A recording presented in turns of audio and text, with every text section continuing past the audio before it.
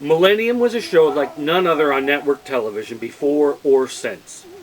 Even though it was mostly known as the other show created by the same guy who did The X-Files, it quickly found a life of its own and became a fan favorite, living well beyond its 3-year run on Fox television.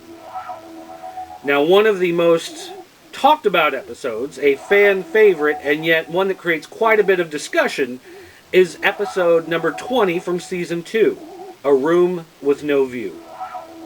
This episode marked the return of Lucy Butler to MillenniuM. Lucy Butler was known as an outlet for demonic forces here on Earth. She represented pure, unadulterated evil. In this episode, she is kidnapping young high school boys, boys who show promise, boys who show the ability to lead and the ability to think independently, and she's brainwashing them into believing that they are nothing special. Now, the controversial aspect of this episode is simply the fact that Frank Black doesn't seem to play as much of a role in this episode as some of the others. In fact, this episode plays out more like your standard serial killer of the week type episode, where he finds the clues and tracks down the villain in her hideout. But what makes this one stand out and so different is, of course, Lucy Butler.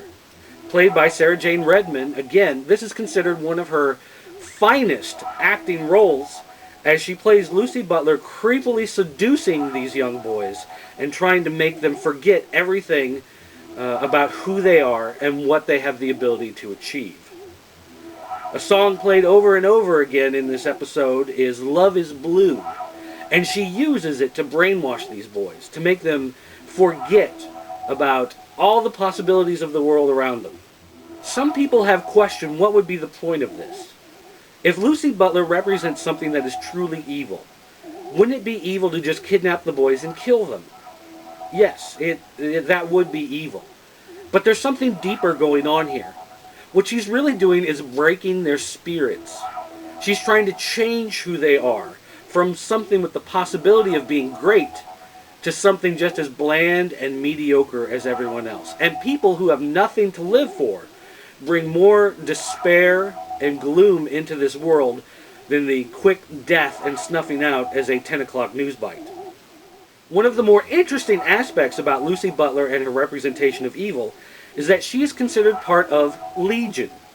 Now, for those of you who remember your biblical history, there's a quote in Mark where he says he found a man possessed, and he asked who he was, and he said, "They call us Legion, for we are many." Legion represents the demonic spirits that inhabit our earth and try to convince us to do evil and terrible things.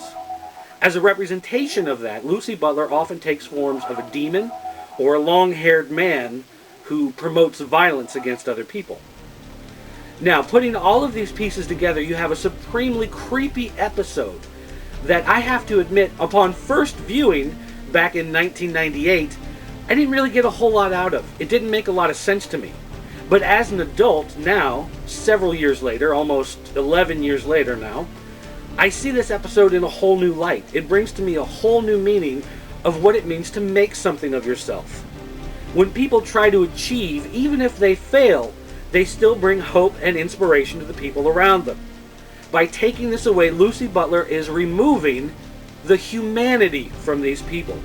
People who have no hope, who have nothing to look forward to, have no inspiration, are no longer human beings. They are the zombies that inhabit our world. They become the walking dead, and we must continue to strive for something greater, for something better than us, in order to better the world around us. So therefore, in the most insidious of ways, Lucy Butler is taking the most innocent, the children, and turning them against humanity. Yes, it would have been nice to have Frank Black do a little more in this one. It would have been nice to see him have more visions, have more insights into what's going on, and do a little bit more than just follow the clues to the hideout. But the insights we gained into Lucy Butler and Legion, and what their role is in the world around us, makes this episode a lot creepier and a lot more interesting on an entirely different level.